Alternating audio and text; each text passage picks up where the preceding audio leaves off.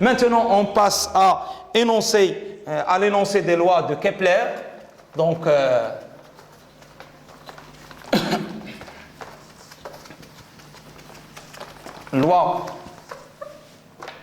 loi de Kepler.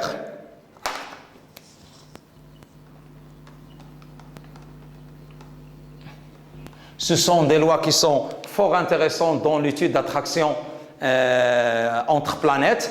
Donc ces lois sont au nombre de 3. Donc on a 3 lois de Kepler.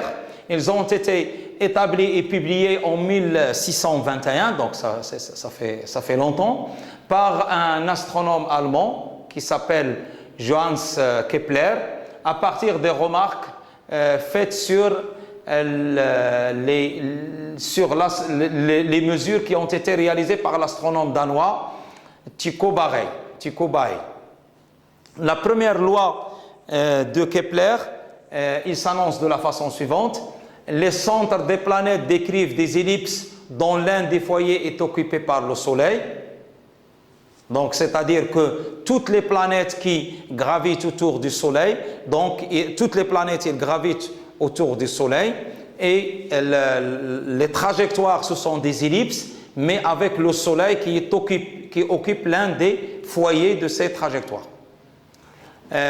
Pour la deuxième loi de Kepler, les rayons vecteurs issus des centres des planètes balayent à des temps égaux des aires égales. Donc, en quelque sorte, c'est la loi des aires. Parce que qu'est-ce qu'on avait montré lors de la loi des aires?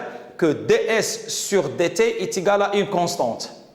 C'est-à-dire que le rayon vecteur, il balaye des surfaces. Ici, lorsque dt est égaux, quels que soient les rayons vecteurs que je les choisis à l'instant t1 et t2, ou bien à tn et tn plus 1, il suffit que dt soit la même pour que les rayons vecteurs balayent des surfaces identiques. Voilà. Et la troisième loi de Kepler, qui est très importante, c'est que le carré des temps de révolution, elle est proportionnelle au cube des grands axes. Voilà. Donc ce sont 3 lois qu'on va réappliquer par la suite.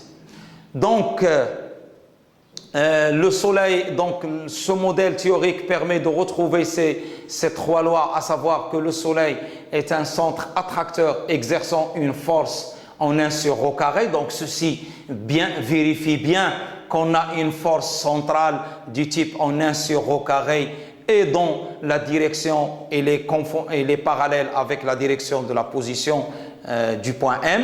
Ici, lorsque je parle ici du point, c'est une planète qui tourne autour du Soleil. Donc le Soleil et les planètes possèdent la symétrie sphérique, donc leur interaction est donc les mêmes en tout point. Donc en disant c'est la particularité de la symétrie sphérique.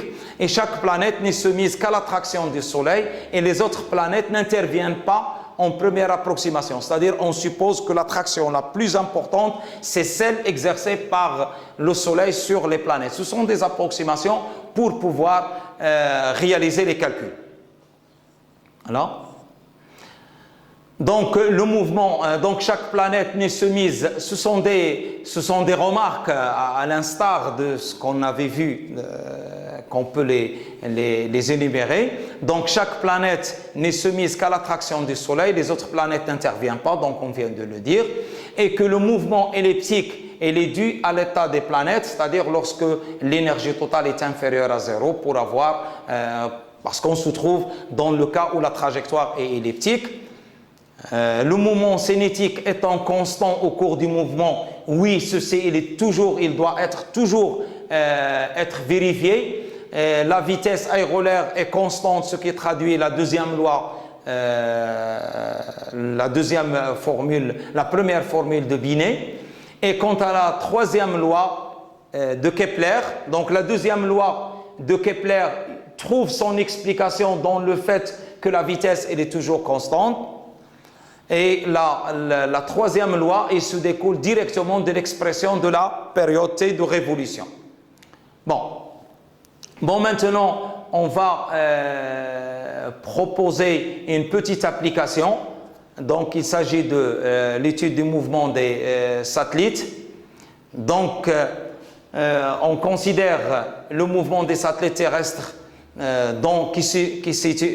qu'on peut l'étudier dans le référentiel géocentrique OIJK supposé galilien, et en ne considérant que la force d'attraction F est égale à moins G mt fois m sur rho carré euro. Donc ça, c'est l'attraction entre la Terre et un satellite.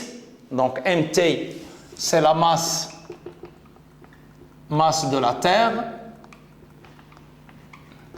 et m, masse du satellite.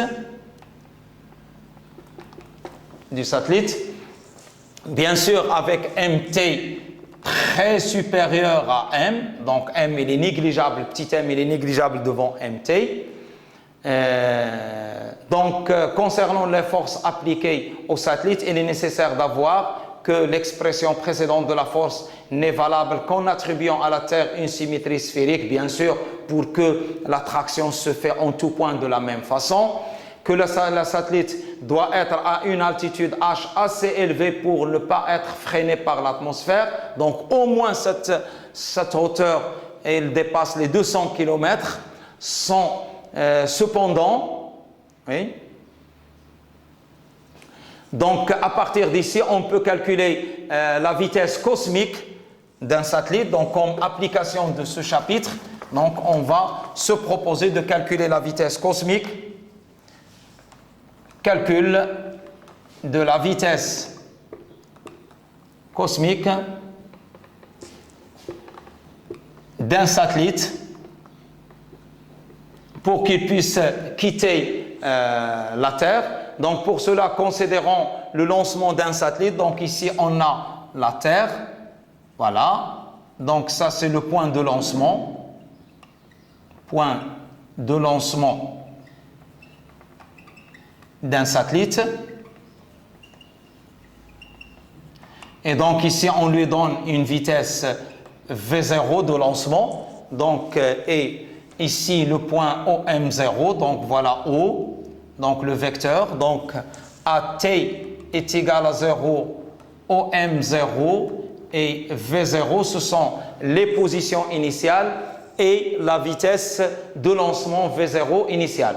Donc qu'est-ce que ça veut dire la vitesse cosmique? Eh bien la vitesse cosmique, c'est la vitesse limite qu'il faut donner ou qu'il faut communiquer au satellite pour que sa trajectoire soit un cercle de rayon R0. Pour cela, son énergie mécanique E est égal à 1 demi m V0 au carré plus moins K sur ρ 0, donc OM0 c'est ρ0, donc ici c'est ρ0, qui est égal à moins K sur 2 ρ0. Ça c'est l'expression qu'on avait calculée lorsqu'on a donné que EM est égal à moins K sur 2 ρ0 facteur de E carré moins 1. Donc il suffit de remplacer ici E par 0, parce qu'on avait dit lorsque E est égal à 0, la trajectoire est un cercle. Donc ce qui implique que 1 demi m Vc au carré, c'est la vitesse cosmique, c'est la vitesse limite de V0, est égal à K sur moins K sur 2 ρ0. Voilà. Est égal à K sur 2 ρ0, ce qui implique que Vc est égal à racine carrée de K sur m ρ0. Donc je simplifie par 1 demi, voilà, et je trouve que c'est K sur m ρ0 qui est égal, implique que Vc, la vitesse cosmique, je remplace K par sa valeur, donc c'est G petit m grand M T sur m ρ0. Bien sûr, avec ρ0 dans ces conditions, c'est le rayon de la Terre, parce que c'est à la surface de la Terre, donc ce qui implique que la vitesse cosmique, ou bien la vitesse qu'il faut communiquer au satellite pour que sa trajectoire soit un cercle, donc Vc est égal à racine carrée de GMT sur RT, donc bien sûr avec ρ0 est égal à RT, lancement qui se fait à la surface de la Terre. Lancement à partir de la surface du sol. Voilà. Et donc, en faisant une application numérique, donc nous connaissons le rayon de la Terre, nous connaissons la valeur de G, donc avec RT est égal à 6400 km, bien sûr, et en connaissant la masse de la Terre, donc on peut montrer que VC, ce qui implique que VC est égal à peu près à 7,9 km par seconde. Donc pour que le satellite puisse s'échapper à l'attraction de la Terre et pour que sa trajectoire soit un cercle, donc il faut au moins lui communiquer une vitesse de l'ordre de 8 km par seconde. Bien sûr, avec T est égal à... Donc on peut calculer la période de révolution de ce satellite. Donc T est égal à 2pi sur oméga. C'est la définition de la période. Et dans ces conditions, avec RT oméga est égal à VC. Nous connaissons que la relation la plus courante qu'on connaît, c'est que la vitesse elle est égale au rayon fois oméga. Donc ce qui implique que la période T est égale à 2pi, et je remplace oméga par VC, donc sur VC, fois RT. Donc cette période, elle est de combien? Elle est de 84 minutes. Si vous faites l'application numérique, vous remplacez RT par sa valeur 6400 km, vous remplacez VC par 7,9 km par seconde, eh bien vous trouverez que la période d'évolution, c'est-à-dire sur 84 minutes, donc c'est 1h24 minutes, donc le satellite il va faire un tour dans sa trajectoire, donc il réalise un tour. Maintenant, on va voir un autre type de vitesse. Et je termine ce chapitre avec ce dernier calcul que je vais effectuer, c'est la vitesse parabolique. Bon, vitesse parabolique. Qu'est-ce que ça veut dire vitesse parabolique? Eh bien, très simple comme le mot l'indique, c'est-à-dire quelle est la vitesse minimale ou bien la vitesse limite qu'il faut communiquer à partir de M0 à la surface du sol au satellite pour que s'échappe d'une part au champ de gravitation terrestre et pour que sa trajectoire, il aura une trajectoire parabolique. Voilà, donc il fait une trajectoire parabolique. Donc dans ces conditions, E est égal à 1. Donc avec E est égal à 1, c'est-à-dire que l'énergie E est égale à 0. Donc E est égal à 0 pour E est égal à 1 pour une trajectoire parabolique.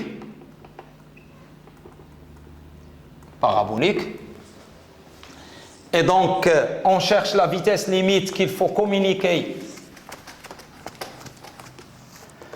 Donc la vitesse parabolique est égale à la vitesse limite à communiquer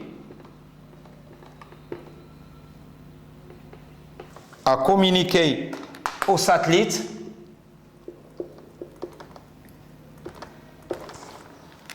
à partir de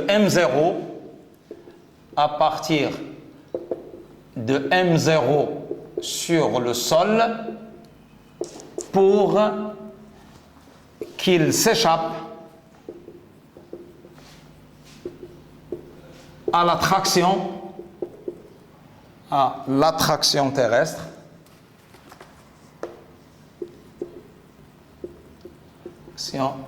terrestre et qu'il effectue une trajectoire parabolique, bien sûr, et que sa trajectoire est parabolique. Parabole. Voilà. Donc, c'est ça. Donc, on revient à l'équation de l'énergie mécanique. Il suffit de revenir à l'énergie mécanique. Donc, E, l'énergie mécanique est égale à 1 demi m VL au carré, parce que c'est la vitesse limite qu'on lui communique, moins K sur ρ0. Donc, avec ρ0, c'est le rayon de la Terre, et ρ0, donc K sur ρ0, c'est l'énergie potentielle. Et ceci est égal à 0, c'est-à-dire E, pour E est égal à 1, donc ce qui implique que la vitesse limite est égale à racine carrée de 2K sur ρ0 sur M. Voilà.